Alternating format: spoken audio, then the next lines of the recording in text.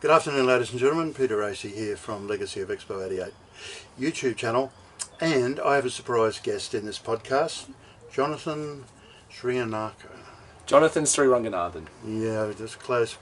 Now, people may wonder why I'm speaking to Jonathan, and it's a very interesting story for two reasons. Across the way from where Jonathan lives in a houseboat down in Norman Creek, my father owned a boatyard. And that boatyard went through the 1974 floods. And when Jonathan was a councillor, he visited as a local councillor to help the Queensland Maritime Museum 2-3 years ago. Yeah, several times. Yeah. And we just struck up a conversation, and I saw a really interesting article by Jonathan in relation to green trees, and not green party, but green tourism, as in parks and playgrounds and all of those things. And I thought, my God, this is a really interesting article, and I thought I would give Jonathan the platform to talk about that particular part of his passion. Thank you. So, Jonathan, just quickly articulate that part of your... Yeah, cool. So, in the context of the Olympics coming up, there's been a bit of conversation about what is Brisbane's identity, what is our brand, how do we present ourselves to the world, and a lot of people are sort of saying, oh, Brisbane doesn't have a clear identity.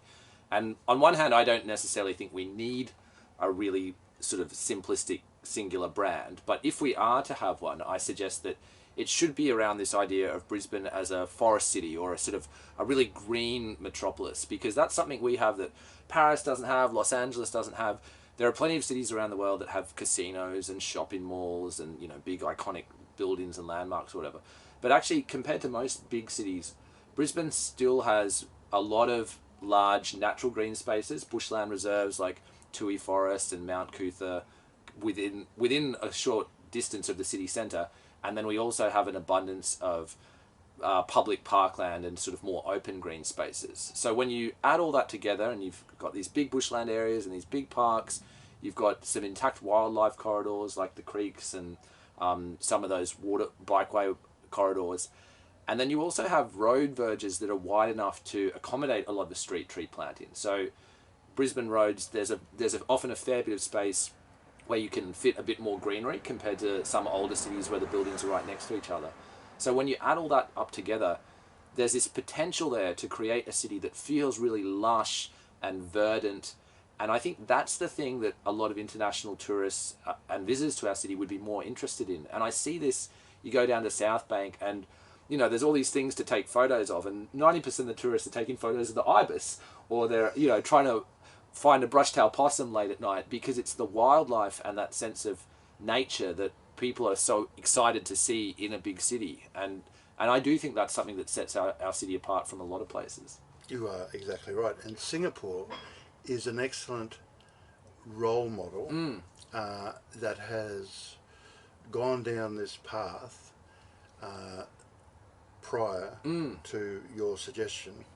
And Sydney's, it is surrounded by, and in a way trapped by, all of its national parks. Brisbane, I think, as you rightly identified, is very different, because the wildlife corridor and the park corridor come down into the city, mostly via Mount Cootha, but also in other areas, Toohey Forest, as you rightly said. And yes, as I said, I saw the article. What paper was that in? I think I published it in the Westender at one point, which is a local magazine. I pitched it to the Courier Mail and they weren't interested in it, unfortunately. But yeah, I think it's an idea that resonated with a lot of people when I put that out there. Lots of people were like, oh, of course. And it's almost something that as Brisbaneites, we can't necessarily see, because that's just what we're used to. But it's only when you point it out and say, hey, look how different Brisbane is compared to so many other cities in this respect. Like we, at Whites Hill, and to some extent at Toohey Forest, we have koala populations, intact, growing koala populations, within 6 or 7 kilometres of the CBD. Like, that's something that Sydney and Melbourne don't have. I don't even think Adelaide and Perth have that, and they're much smaller cities. we've got, there's also koalas over at Banks Hill Reserve at Enoggera. It's not just sort of one isolated population. And the fact that we've got these iconic wildlife species that you can't find anywhere else in the world, that you could literally take a bike and ride from the Brisbane Central Business District to see one of these places, is really impressive. And I think we just need to value that and put a little bit more energy into lifting that up as a key pillar of identity. It doesn't have to be the only thing that makes Brisbane special. And like I said, I think I would argue strongly against having a really singular, narrow brand for the city. But it's clearly one of our big assets. When you tell people, oh, we've seen dolphins coming up the Brisbane River, like that's something that gets people excited and is probably a lot more interesting than, oh, here's a big new bridge, or here's a new shopping centre. Or a new casino. Or a new casino, as I said, yeah. And I think really what we see in Brisbane's really recent history is a sort of, I would argue, ill-advised desire to kind of just copy what everyone else is doing, and this idea of the new world city that is actually just sort of a shallow clone of what every other major metropolis is doing. It's the sort of same grey aggregate concrete and the same glass buildings, and you look at some of the new developments and some of the even new public space designs, you would be hard pressed to say that is identifiably Brisbane. There's nothing that really sets it apart as being like, oh, this is Brisbane architecture definably. But when you look at Brisbane from the air, or you take a little zoom out, it's really the greenness that does set aside this city. And I think we see that with the appeal of South Bank, but we also see that in terms of how people do spend their time here. Like we get these visitors and they come to the city and they go around the inner city a little bit, but then straight away they're heading off to natural destinations, whether it's beaches or national parks. And a lot of what they're getting on the outer fringe of Brisbane, they can actually get closer to home. Like Toohey Forest is this amazing and really large urban bushland. It's completely surrounded by like housing and industry, but the size of it is quite significant. That could be a tourist destination for walking trails, etc. There's another great little spot called Stevens Mountain, just on green slopes near the busway. And, yes. And the old quarry used to that's right. And it was at risk of being rezoned for development a couple of years ago. And I kicked up a stink, and we convinced the council, and we got the residents up in arms about it. And it was preserved as bushland. And now it's an intact area of native bushland that's just a short bus ride from the city on the busway. So if you live at, if you are visiting or living at South Bank or the CBD, you can hop on the metro, and in 5 minutes you'll be in the middle of what feels like a lush natural bushland setting. And that's something that you don't have to have a car for, you don't have to travel long distances for. And I think it's something that we should really be, emphasising and valuing a little bit more. And while we're on that topic, green facaded buildings, I know has also been a bit of a hobby horse of yours, and I think that also is like the back part of the page of the first part of the page that you're talking about, because there's a nice synergy between those two. Yeah, and we see the fact that developers are starting to do this stuff, and that even the council is kind of trying to support it, shows that there's a lot of appetite for sort of greener architecture. And I'm certainly not against green roofs or vine trellises and pot plants down the sides of buildings. I think that stuff is all great, but lots of cities are already starting to do that. And what we want to do is step things up a bit.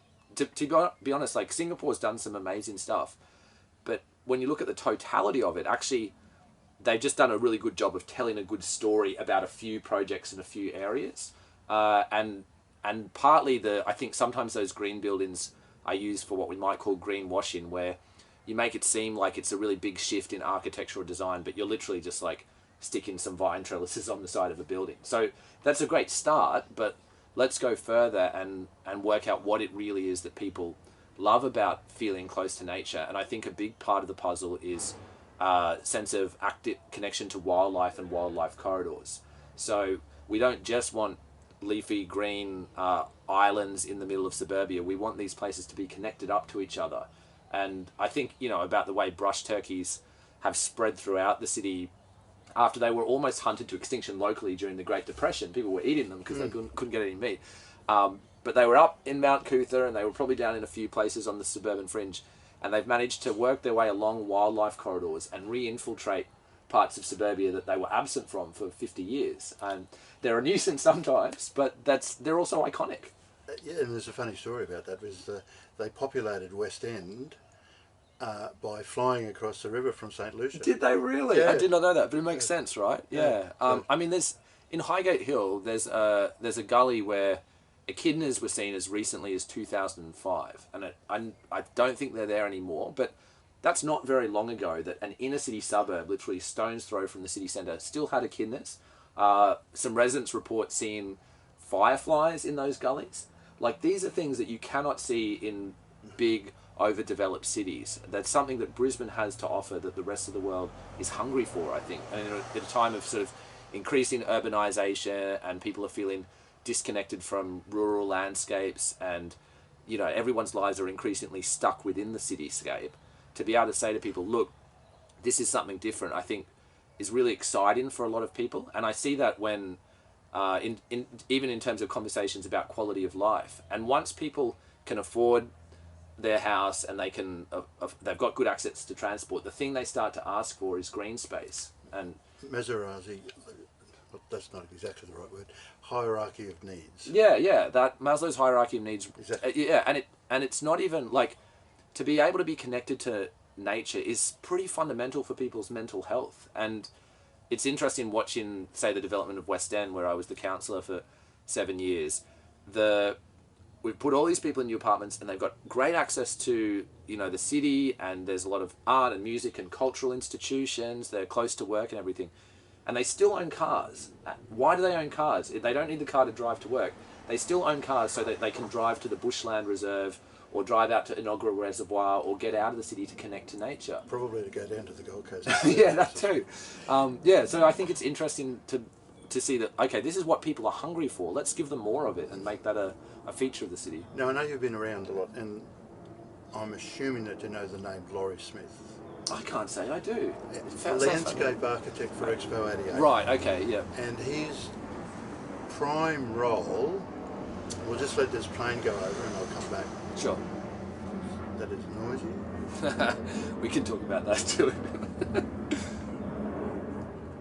Almost gone. Yeah. So, Laurie Smith, landscape architect. He got the job, was specially asked to do the job by Sir Lou Edwards. And Sir Lou Edwards said to him when he got the job, I want you to ensure that World Expo 88 is the greenest expo ever. And that was the reason why there was such an emphasis at World Expo 88, which was full of demountable buildings, on trees, vines, hedges, anything that was of a special Brisbane flavour, and it's a really interesting story.